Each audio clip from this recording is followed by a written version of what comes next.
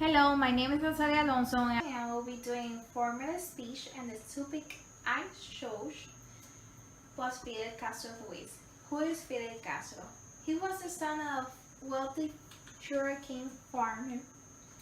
He was raised and educated in Havana, Cuba, and he went to the most expensive school.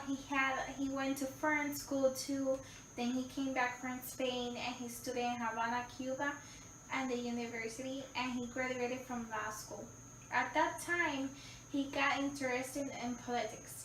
He started seeing that that's the things he liked to be, in charge of the groups, the people, and everything. So he went to Colombia and Dominican Republic. That at the time there was government issues over there. It was about communist government pressure poor people, and he went to help over there.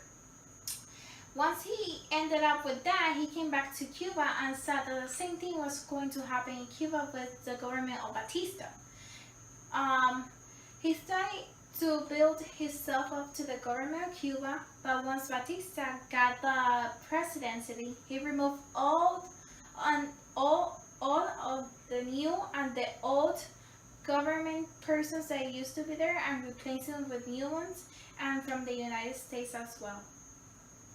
Fidel Castro, seeing what was going to happen in his islands, went to Mexico for help, and he created a movement, a group called the Movement, with a few Cuban exiles and his brother and Che Guevara, and he planned to attack government Batista.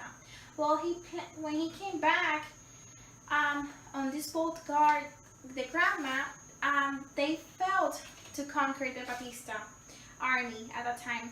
A few of them got in jail, a few of them died, and Castro, Raúl, and Che Guevara, and a few other men got to run to the mountains of Cuba. On the mountains of Cuba, over there, they created a group again, and they started acquiring farmers that were not educated what was going around with the Batista, and started telling him, pursuing them, that Batista was doing something wrong, that they needed them to fight against Batista. So he started getting small little groups, and he decided to, in order to fight Batista, he had to make those groups and put them in specific areas of Cuba in order to, at the same time, at the same hour, to fight against Batista's army. And that's the way they conquered Cuba. He became the president of Cuba in 1960, and finally he started promising the Cuban people about freedom of speech, about not to fear the police, about the health insurance that was going to be free, about that there was not going to be any hunger anymore, and that the wealthy people was going to share their income and their status were everything else of the poor people.